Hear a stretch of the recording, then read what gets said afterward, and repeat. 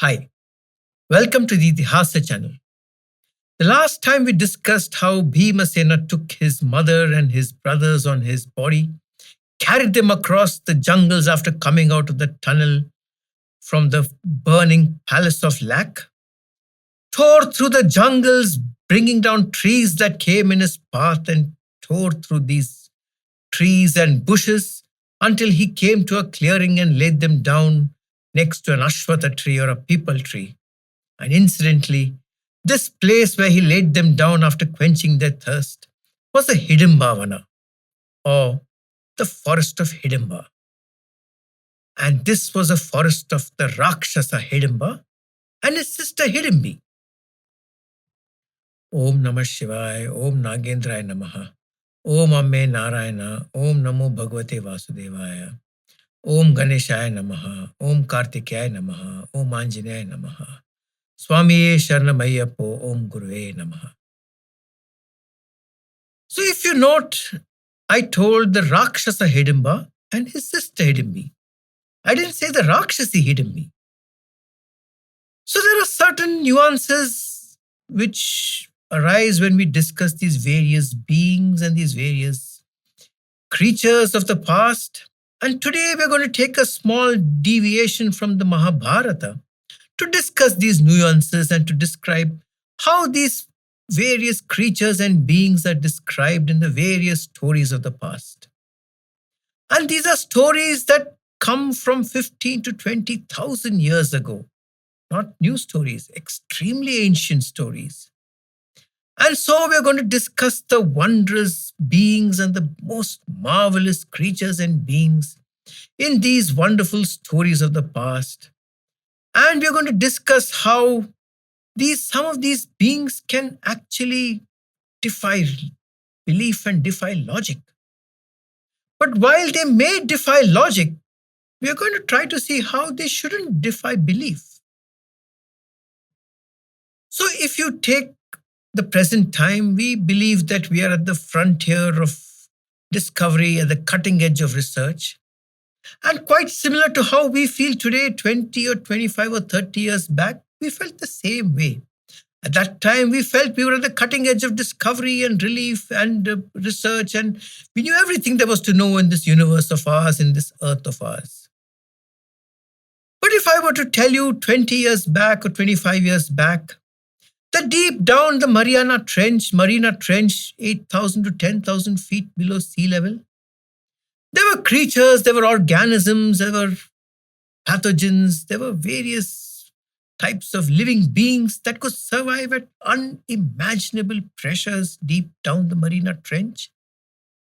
If I told you there were sea cucumbers, there were snailfish, there were fishes, there were various organisms that could survive 10,000 feet below sea level in the Marina Trench, would you believe it? Probably not.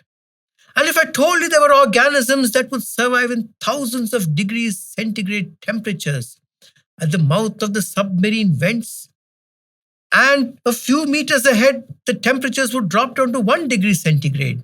And in that gradient from thousands of degrees centigrade to 1 degree centigrade, various creatures and organisms survived in those immense pressures and temperatures. Would you believe it? Probably not. This was the kind of thing that would defy logic. But today we know they exist at these wondrous depths of 10,000 meters below the sea level in the Marina Trench. And yet today, though it may defy logic, it shouldn't defy belief. In fact, they have found plastic wrappers also at that depth. That also shouldn't defy logic or belief.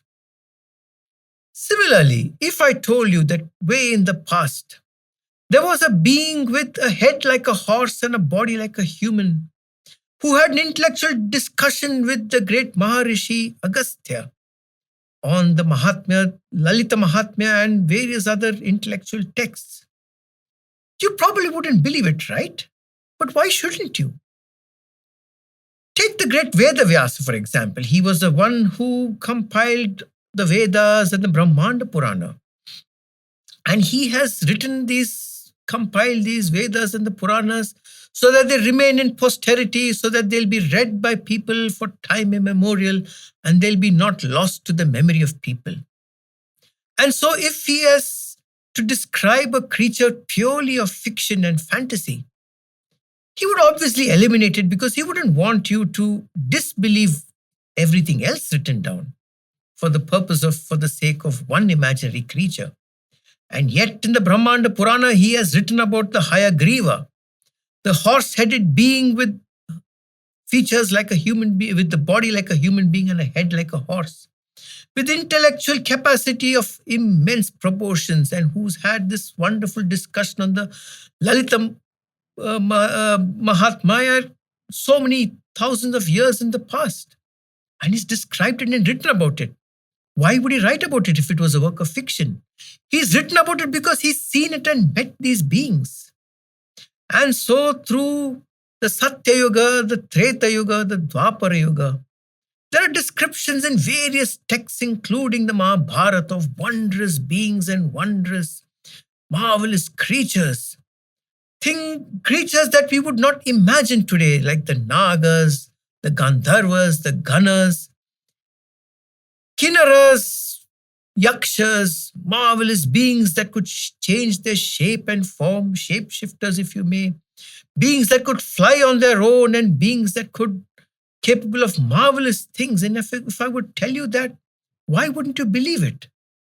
It may defy logic. It may defy the logic of today. But it needn't defy belief. Similarly, these could be actual things that existed in the past. And there are so many of these things described even in the Mahabharata, not just other ancient texts. So, if these creatures did exist so much in the past, why do we not see the remnants today, maybe in the form of fossils or maybe some living beings today? We go back to a discussion we had in episode 6, where I described how our sun has a twin sun relationship with another sun close by, not so close, but in relative terms fairly close by, and they revolve around each other. And there was a time in the Satya Yuga and the Treta Yuga, and probably up to the Dwapara Yuga, where the planetary system of that sun and our planetary system were quite close together. And there was life on one or more of their planetary systems, and they were capable of interplanetary travel. And they had traveled to Bhuloka and Bharatvarsha and come and interacted with us. And these were some of those beings that had come when the planetary systems were close by. And when the planetary system started to move apart, as the Dwapara Yuga coming to a close and Kali Yuga starting, the distances would be too much, and they knew that they wouldn't go back.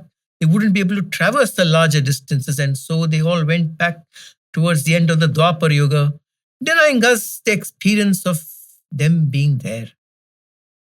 And so they left, leaving not much of a trace behind. Will they come back? And if they will, when will they come back? So we again come back to discuss the concept of the yugas, to discuss this particular aspect. Now, I've always told that Sanskrit is a contextual language. A single word in two different contexts can mean completely different things. And so we discuss the concept of yugas in the context of the twin suns, our sun and the other sun revolving around it close by. And in this context, I had told you, we had discussed, and it's not just me telling, it's there in the various texts. We had discussed how a yuga, Chatur Yuga cycle of the Satya Yuga, Treta Yuga, Dwapara Yuga, and the Kali Yuga, these four form the Chatur Yuga. So this cycle of 4 yugas of the Chatur Yuga is 12,000 years. And this timeline of the yuga is only isolated to our discussion in relation to the twin sun. And in this context, a 12,000 yuga cycle would mean that Kali Yuga began sometime in 3100, 3200 BC. And today we are past Kali Yuga, both phases, and halfway up through Dwapara Yuga. It's a very astonishing thing. For there's another use of the word Yugas in the terms of the origin of the universe. And that's a totally different thing, which I'll come to a short time later.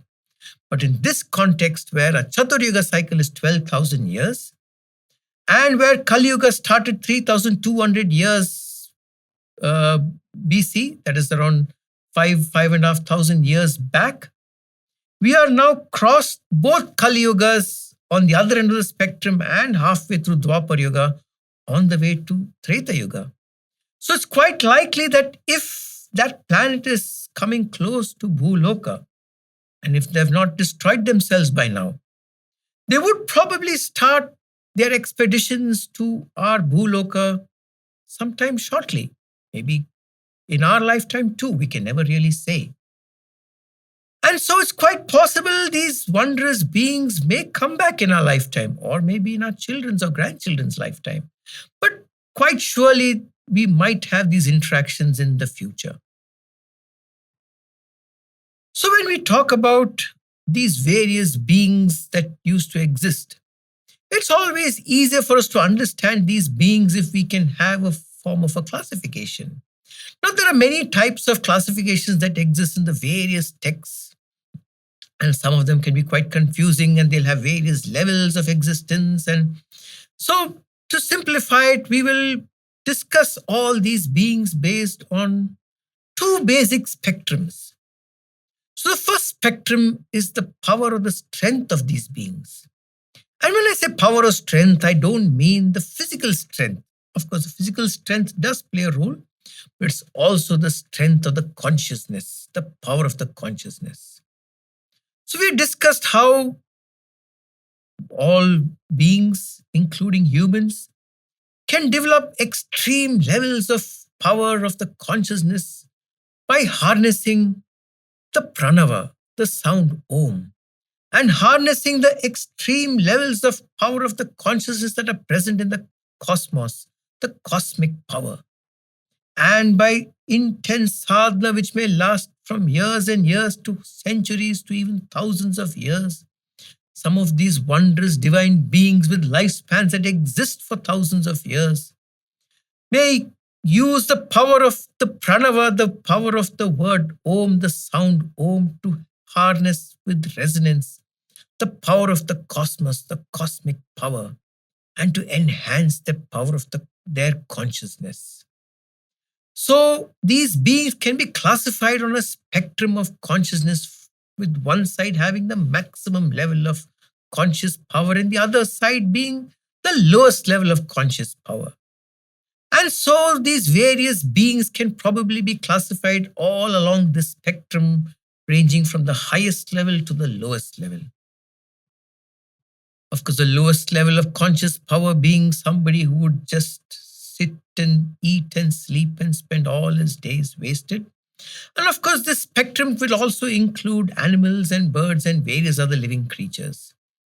And we are also including these beings which came from the other planets in this spectrum. There's another spectrum we can also rate these beings and creatures, and that is based on the spectrum of virtue.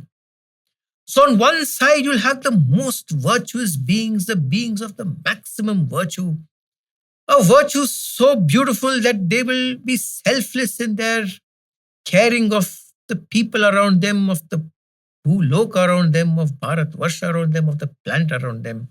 And on the other side, the virtue would be of the lowest level, where they would be an absolute burden to this world that we live in.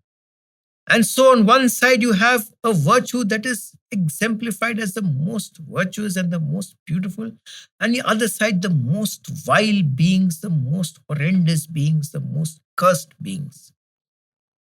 And so if you take any being and you use these two spectrums to evaluate them and superimpose them, you can have on one side the beings with the highest level of conscious energy, with the highest level of conscious power within them, and the highest level of virtue that they may possess.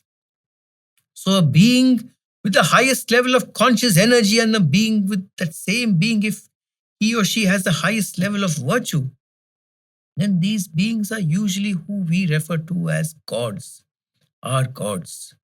And so, at the other end of the spectrum of the virtue spectrum and the conscious power spectrum, you could have a creature or a human or a being with absolutely the lowest level of conscious power and the most vile human being whose every waking moment is involved in planning what horror to commit next. Such a person or a being is obviously very irrelevant because they wouldn't have the energy or the sense to get away from, to escape having done something, committed something vile or a crime.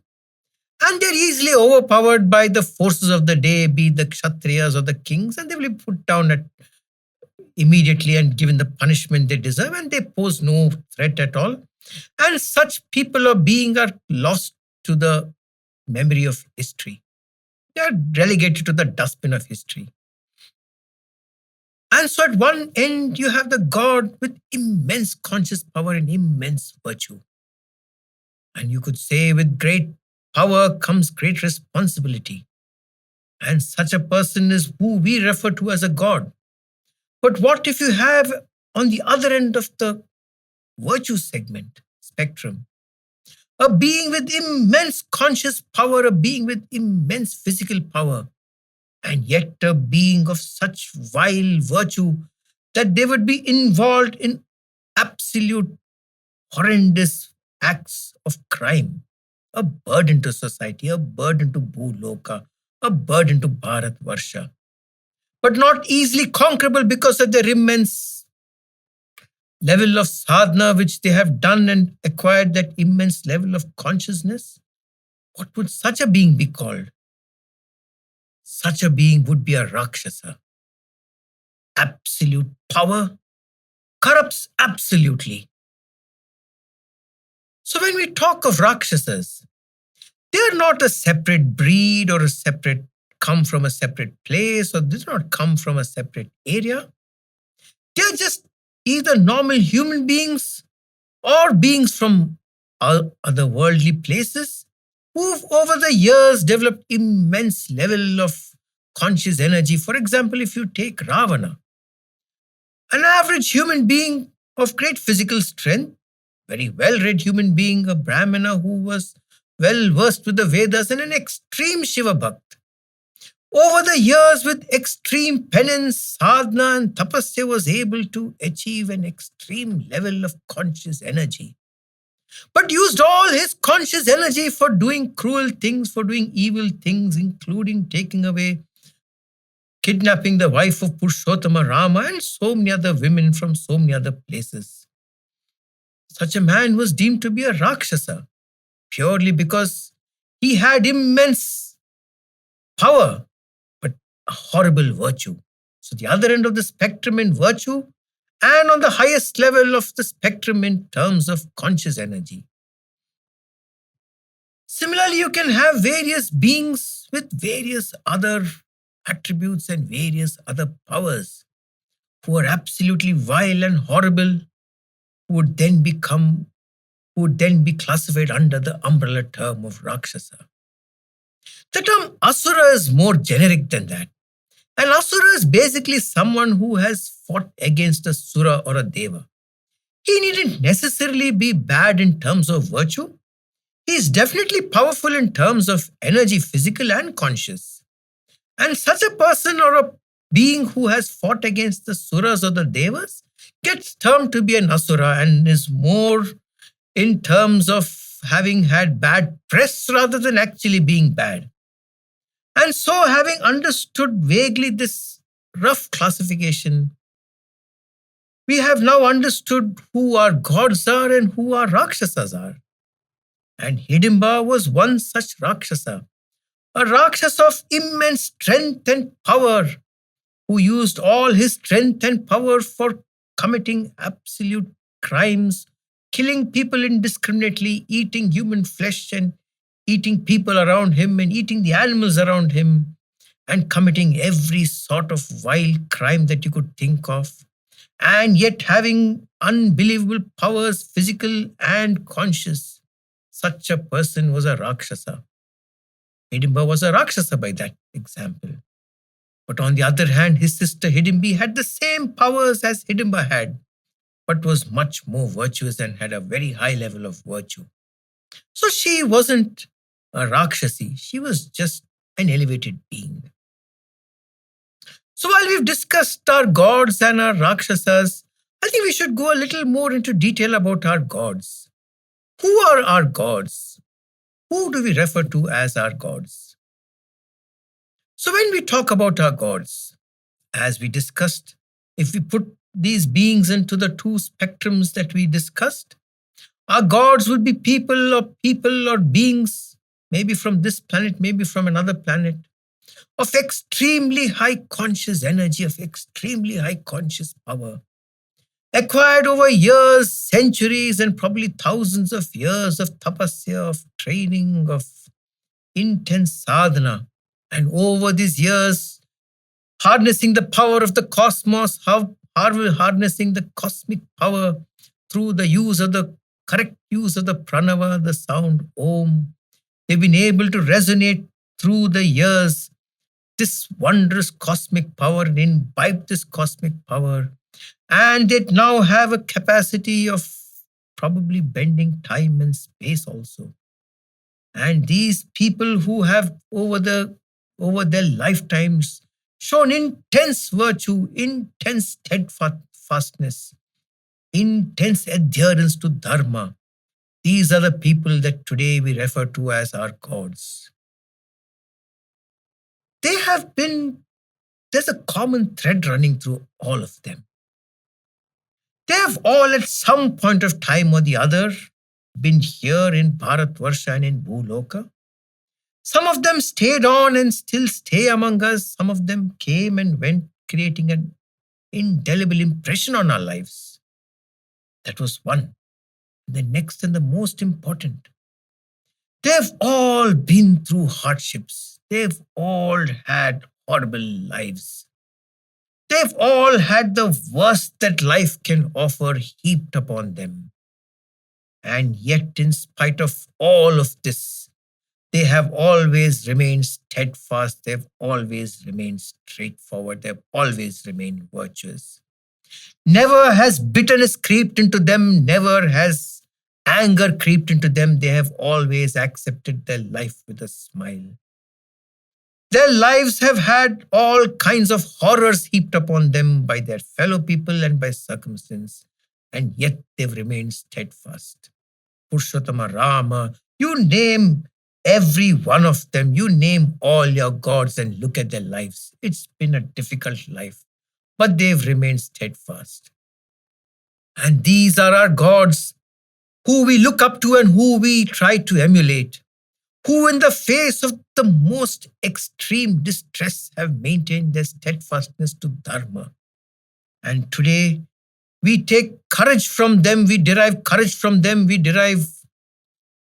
keep them as an example of how we should lead our lives, the ideal way in which we should lead our lives. And these are our gods who today are a lesson for us, that whatever we may befall us, whatever we may encounter, we should never swerve from a path of dharma. We should never swerve from our path of virtue.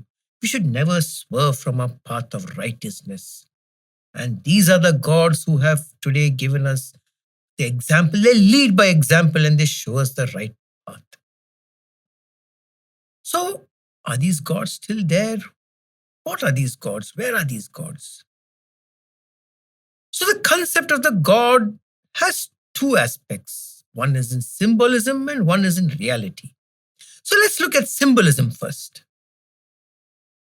So, we come to the creator of the universe, Brahma, the creator of the universe. Is there really a Brahma? How many days did he take to create this universe? When did he create this universe? Who is he? How does he look? So again, we come to the concept of the Yugas. Various texts from 5,000 to 20,000 years ago, including the Surya Siddhanta and so many other texts talk about the Yuga.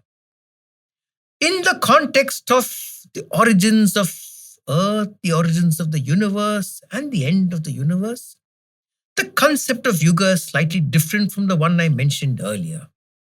The timelines are phenomenal. It's unbelievable. So the Chaturyuga cycle of Satya Yuga, Treta Yuga, Dwapara Yuga, and Kali Yuga, in the context of the origins of the universe, have completely different timelines. The only overlap between this context and the context I mentioned earlier about the twin sun is the fact that the previous transfer from Dwapara Yuga to Kali Yuga overlapped in both these definitions of the Yuga, around 3100 to 3200 years BC, or around 5000 odd years before today.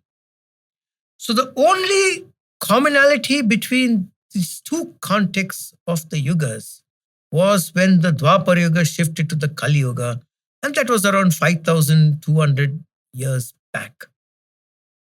Other than that, the timelines in this concept of the Yuga are phenomenal.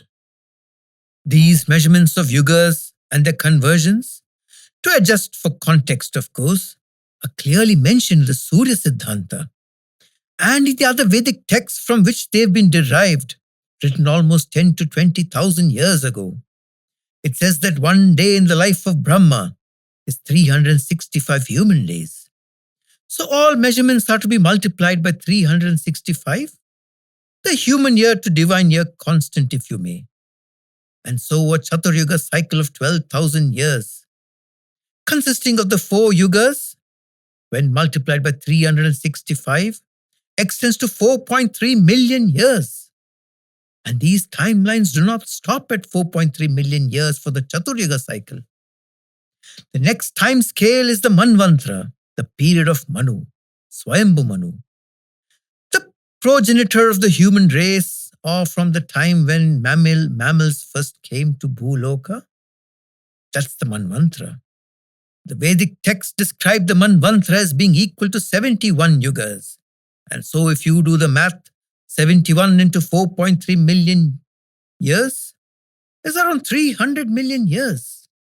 And if you go through the fossils that are found on Bhuloka, you will note that the approximate time span from when the earliest fossils of lizard-like creatures was found was almost 200 to 300 million years.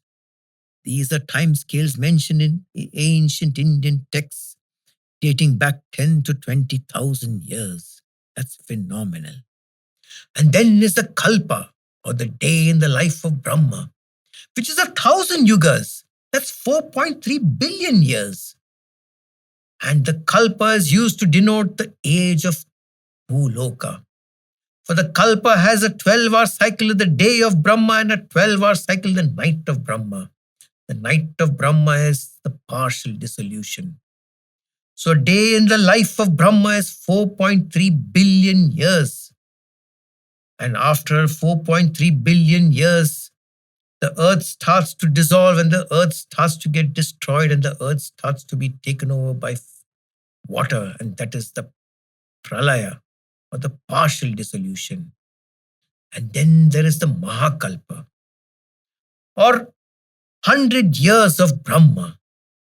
So 100 years of Brahma comes up to 311 trillion years. Can you imagine the time scales involved?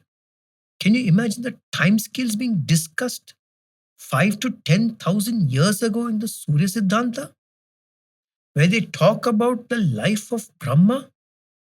311 trillion years. This is followed by the Mahapralaya, which signifies the expansion and the contraction of the universe. So they have described the expansion of the universe running for 311 trillion years and then the contraction of the universe into 311 trillion years. These are the time scales mentioned in our books of the past. Phenomenal time scales which would defy belief and logic. And today, with all our Hubble telescopes and all the advanced ways in which we can tell the age of the universe, we find out that what the timelines that were described 10,000 years in the past are fairly accurate. That's the phenomenal aspect of the Yugas. And so, when they started to teach the concept of the Yugas in terms of the creation and the destruction of the universe, and the creation and the destruction of Bhuloka, Bhuloka being Kalpa and the universe being Mahakalpa. They had to put a name to teach the common folk of how the universe started, and that arbitrary name was Brahma.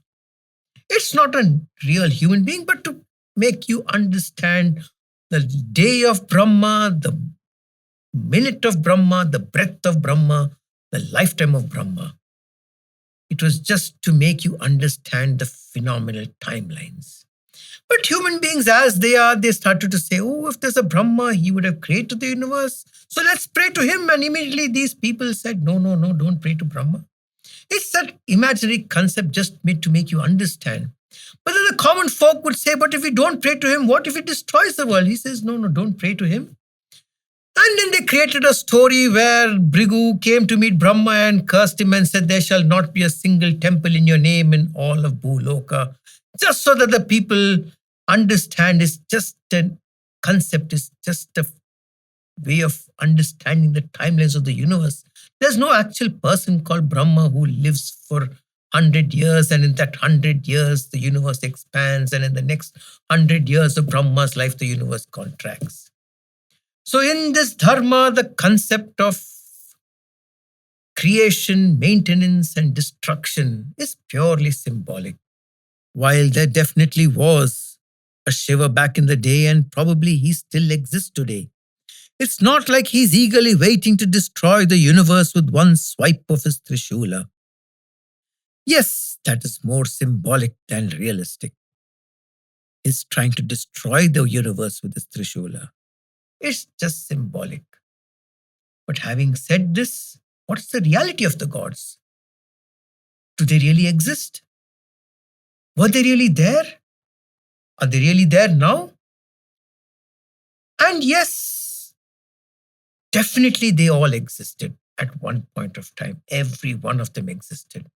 Some of them were normal human beings with this intense level of conscious power and intense level of virtue who we look up to today, even today. And there are some who stay on in our midst, maybe not actually roaming around among us, could possibly be so too. And they stay in our midst, they have stayed.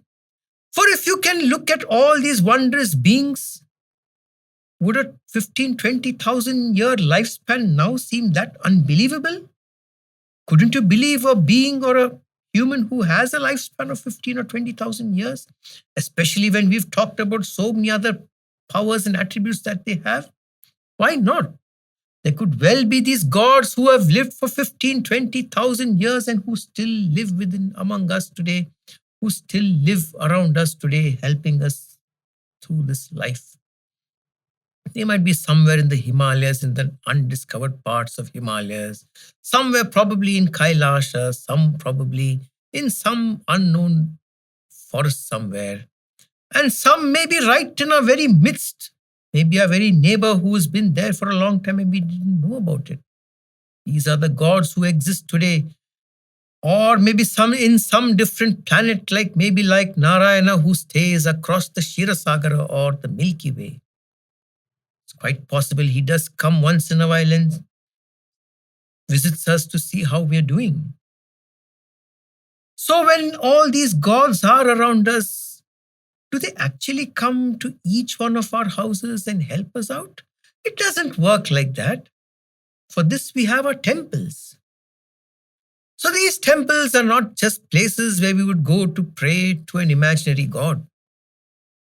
For if you believe that these wondrous gods have lifespans of 15 to 20,000 years, which is, I told you, very possible, they have also laid down strict rules on the construction of the temple. And if you go through the Vedas and the various texts of the past, there are various strict guidelines laid down in the construction of the temple, the design of the temple, of what material the Vigraha or the main deity should be. And these are all strictly laid down as to how the temple walls should be adorned, of the material that should be used to construct the walls, the type of stones that should be used for the walls, the type of stones or the type of metals or the combinations of various metals that should be used for the main deity or the Vigraha. And these are all laid down strictly in various texts. And if you follow these texts from the last few thousand years, you will note that these temples do not vary much in their architecture, in their design, and in their basic deity. Yes, of course, a lot of times these texts may be forgotten, and modern day architects and modern day people with well meaning feelings in their heart might design a temple to their liking, which might not exactly follow the older constraints and strict rules of creating making a temple. And so these temples are the areas where these wondrous beings who we call our gods will concentrate their conscious energy, so that when we go and visit these temples, we can gain from this conscious energy, improving our conscious energy. And it is when we improve our conscious energy, we can, to some extent, be able to bend time and space, not in a visible way, in a very minuscule and very simple way. We can probably bend time and space, just creating a scenario where things go in our favor. And that is how prayer and sitting at a temple and meditating at a temple helps. And these temples have the ability to also concentrate the power of the cosmos, both directly from the cosmos and from the gods who are our well-wishers, who probably are still around us, and who ensure that these temples across the length and breadth of Bharatvarsha are able to store this conscious energy and then distribute it among the people who come and visit. And when you visit a temple in large numbers, the individual cosmic energy also gets multiplied by sharing among each other. And so, if you sit in a temple and meditate or stand in those long queues waiting to see the deity, you are basking in the conscious energy that is generated around the temple. And it is through this that we are able to gain some amount of conscious energy, which then helps us in our daily activities, for we are able to project a positive force around us, project a positive force field around us, which influences the people who interact with us, which influences the people who deal with us. And so in some way or the other, we are able to achieve what our goals are and what we want to achieve. And this is how our gods have always been with us to give us strength and support, are still there with us to give us strength and support, and through the temples around us, which have been constructed keeping the strict techniques mentioned in the Vedas, these temples then form the areas where we derive our force, where we derive our strength, where we derive our emotional confidence. And this is how we can classify our gods and our Rakshasas and the various beings around us. Om Namah Shivaya, Om Namo Bhagavate Vasudevaya, Om Nagendraya Namaha, Om Ambe Narayana, Om Ganeshaya Namaha, Om Subramanyaya Namaha, Om Anjaneyaya Namaha, Swami Sharanamayyappo, Om Guruve Namaha.